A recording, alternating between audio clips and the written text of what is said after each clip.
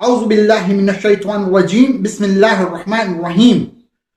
اللہ تبارک و تعالیٰ کے نام سے شروع جو بڑا مہربان نہایت اور رحم کرنے والا ہے۔ جہنم اللہ تبارک و تعالیٰ کا بنایا ہوا وہ مقام ہے جو کافروں اور مشرکوں کے لیے تیار کیا گیا ہے، لیکن اس کے باوجود کچھ مسلمان اور ایمان والے ایسے بھی ہوں گے جو مومن ہونے کے باوجود جہنم میں ڈالے جائیں گے۔ پیارے دوستو، ویسے تو جہنم میں بہت سارے مسلمانوں کو ان کے گناہوں کی وجہ سے داخل کیا جائے گا اور ان کو جہنم میں ان کو گناہوں کے حساب سے عذاب دیا جائے گا،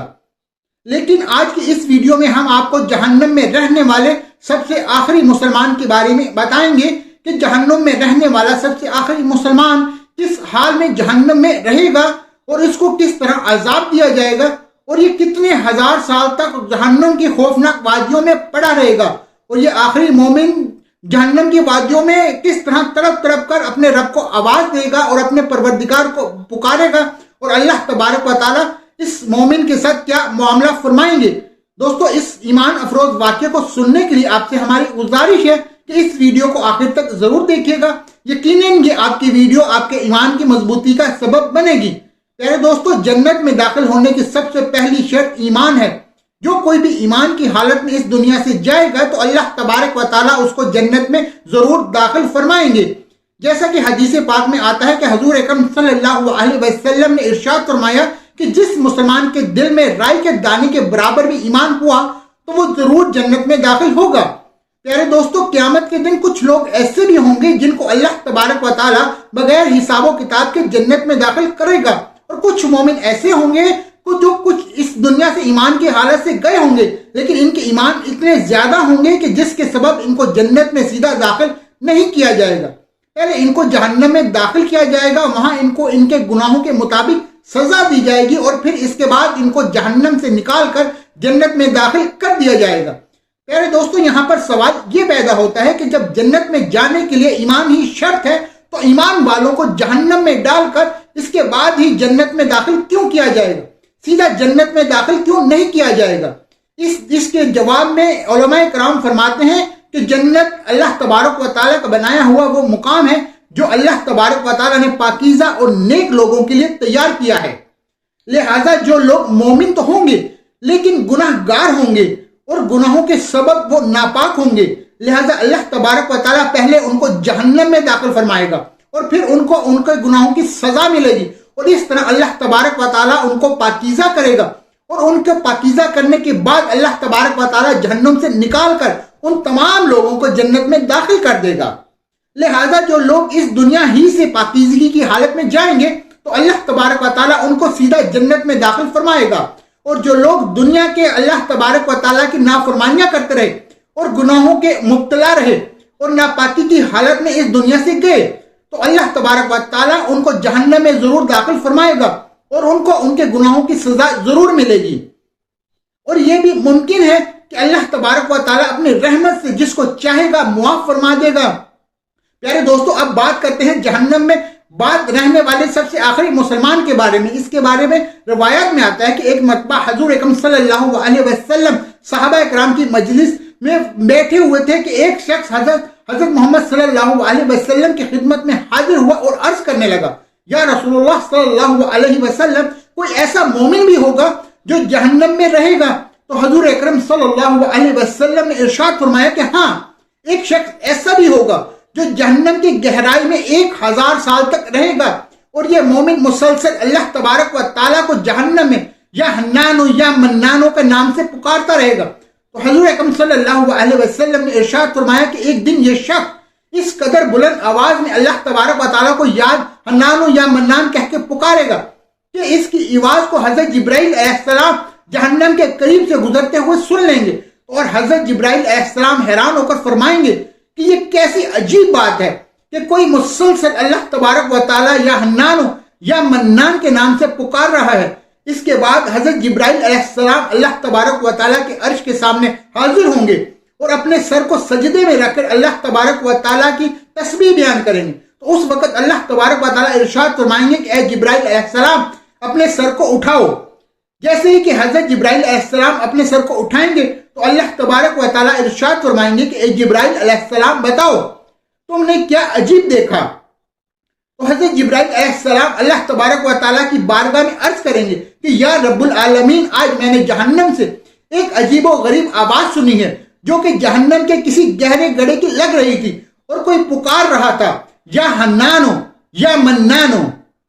تو اس وقت اللہ تبارک و تعالیٰ حضرت جبرائیل علیہ السلام سے ارشاد فرمائے گا کہ اے جبرائیل، جہنم کے دروغہ مالک کے پاس جاؤ اور اسے کہو کہ جو بندہ یا حنان یا منان کی صدا لگا رہا ہے اسے جہنم سے نکال کر تمہارے حوالے کر دے، اور پھر تم اسے میرے پاس لے آؤ۔ اس کے بعد حضرت جبرائیل علیہ السلام جہنم کے دروازے پر تشریف لائیں گے اور جہنم کے دروازے پر دستخط دیں گے، تو جہنم کے دروغہ حضرت مالک باہر آئیں گے اور حضرت جبرائیل علیہ السلام انہیں اللہ تبارک و تعالیٰ کا وہ پیغام سنائیں گے۔ اللہ تبارک و تعالیٰ کا یہ پیغام سن کر جہنم کے دروغہ حضرت مالک جہنم میں اس بندے کو تلاش کرنے کے لیے جائیں گے۔ اس کے بعد حضور اکرم صلی اللہ علیہ وسلم نے ارشاد فرمایا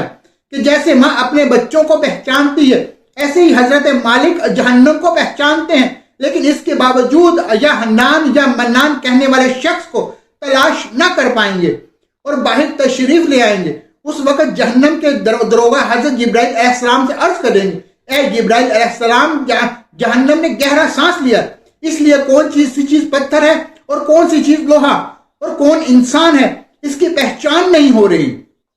چنانچہ یہ بات سن کر حضرت جبرائیل علیہ السلام دوبارہ اللہ تبارک و تعالیٰ کی بارگاہ میں حاضر ہوں گے اور اپنے سر کو سجدے میں رکھیں گے اور اللہ تبارک و تعالیٰ کی پاکی بیان کریں گے۔ تو اللہ تبارک و تعالیٰ حضرت جبرائیل علیہ السلام سے فرمائیں گے کہ اے جبرائیل علیہ السلام، اپنے سر کو اٹھاؤ، تم یا حنان یا منان کہنے والے شخص کو کیوں نہیں لائے؟ تو حضرت جبرائیل علیہ السلام تبارک و تعالیٰ اللہ تعالیٰ کے حضور عرض کریں گے کہ یا رب العالمین، دروغہ جہنم حضرت مالک نے بھی معذرت کر لی ہے۔ وہ کہتے ہیں کہ جہنم نے ایک گہرا سانس لیا جس کی وجہ سے پتھر، لوہے اور انسان کے درمیان کوئی فرق نہیں بچا، یہ سب جل کر کوئلہ بن چکے ہیں اور کسی چیز کی پہچان نہیں ہو رہی۔ تو اللہ تبارک و تعالیٰ ارشاد فرمائیں گے کہ اے جبرائیل علیہ السلام، جہنم کے دروغہ مالک سے جا کر کہو کہ میرا بندہ جہنم کے فلاں گڑھے میں، فلاں کونے میں اس حالت میں پڑا ہے۔ چنانچہ حضرت جبرائیل علیہ السلام اللہ تبارک و تعالیٰ کے حکم کے مطابق جہنم کے دروازے پر دوبارہ جائیں گے اور حضرت مالک کو یا حنان و یا منان پکارنے والے شخص کا پتہ بتائیں گے۔ چنانچہ حضرت مالک جہنم کے اندر دوبارہ جائیں گے اور اس مقام پر جا کر دیکھیں گے کہ ایک شخص جس کے پاؤں اس کی پیشانی کے ساتھ بندھے ہوئے ہیں اور اس کے ہاتھ گردن تک بندھے ہوئے ہیں اور جہنم کے سانپ بچھو اس کے ساتھ لپٹے ہوئے ہیں۔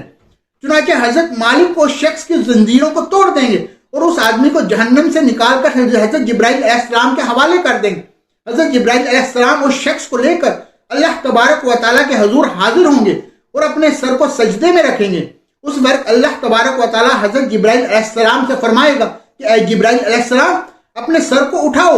تو حضرت جبرائیل علیہ السلام اپنے سر کو اٹھائیں گے۔ اس کے بعد اللہ تبارک و تعالیٰ اس آدمی کو مخاطب ہو کر فرمائیں گے کہ اے میرے بندے، کیا میں نے تجھے بہترین تخلیق نہیں کیا؟ کیا میں نے تیرے طرف رسول نہیں بھیجے تھے؟ کیا میرے رسولوں نے تمہیں میری کتاب نہیں سنائی تھی؟ تو کیا میرے رسولوں نے تجھے نیکی کا حکم نہیں دیا تھا اور تجھے برائی سے منع نہیں کیا تھا؟ وہ بندہ اللہ تبارک و تعالیٰ کی بارگاہ میں اپنی ساری باتوں کا اقرار کرے گا اور تمام گناہوں کا اقرار کرے گا اور اللہ تبارک و تعالیٰ کے حضور عرض کرے گا کہ یا رب العالمین، تو نے میری بہترین تخلیق فرمائی اور تیرے رسول بھی تشریف لائے اور انہوں نے بھی تیرے احکام سنائے۔ تو اللہ تبارک و تعالیٰ اس بندے سے ارشاد فرمائیں گے، پھر تو نے فلاں فلاں گناہ کیوں کیا؟ اس وقت وہ بندہ اللہ تبارک و تعالیٰ کی بارگاہ میں عرض کرے گا کہ یا رب العالمین، میں نے اپنی جان پر ظلم کیا جس کی وجہ سے مجھے جہنم میں ڈال دیا گیا۔ وہ بندہ اللہ تبارک و تعالیٰ کی بارگاہ میں عرض کرے گا کہ یا رب العالمین، اس کے باوجود بھی میری امید نہیں ٹوٹی، مجھے تیری رحمت سے امید تھی، اس لیے میں تجھے پکارتا رہا۔ یا رب العالمین، تو نے مجھ پر اپنا کرم کیا اور مجھے جہنم سے نکال لیا۔ اے میرے پروردگار، مجھ پر رحم فرما اور مجھے بخش دے۔ اس کے بعد اللہ تبارک و تعالیٰ ارشاد فرمائیں گے کہ اے فرشتوں، گواہ ہو جاؤ کہ میں نے اس بندے پر رحم کیا اور اس کو بخش دیا۔ یار دوستو، بے شک اللہ تبارک و تعالیٰ کی رحمت اور محبت کی کوئی حد نہیں۔ اللہ تبارک و تعالیٰ کی رحمت اللہ تبارک والے کا غضب پر غالب ہے اور اللہ تبارک و تعالیٰ اپنے بندوں سے 70 ماہوں سے بھی زیادہ پیار کرتا ہے۔ آج ہمارے پاس وقت ہے، آج ہم خود کو پاکیزہ کر لیں، کہیں ایسا نہ ہو کہ اللہ تبارک و تعالیٰ قیامت کے دن ہمیں جہنم کے دن ڈال دے۔ اللہ تبارک و تعالیٰ سے دعا ہے کہ اللہ تبارک و تعالی ہمیں گناہوں سے بچنے کی توفیق عطا فرمائے اور سیدھے رستے پر توفیق عطا فرمائے، اور قیامت کے دن ہمیں ان لوگوں کے ساتھ اٹھائے جو لوگ اس دنیا کے بعد سیدھا جنت میں داخل ہوں گے۔ دوستو کوشش کریں کہ آج کی اس ویڈیو سے کچھ سبق حاصل کریں، کیا ہم وہ آخری شخص، ہم میں سے ہی کوئی شخص نہ ہو جو یہ ویڈیو دیکھ رہا ہو سکتا ہے۔ تو کوشش کریں اس ویڈیو کو صدقہ جاریہ کے طور پر شیئر کریں، اور آپ نے ابھی تک میرے بیل آئیکن کو پریس نہیں کیا تو اس کو پریس کریں تاکہ ہر نئی سے نئی ویڈیو آپ تک جلد از جلد پہنچ سکے۔ السلام علیکم ورحمۃ اللہ وبرکاتہ۔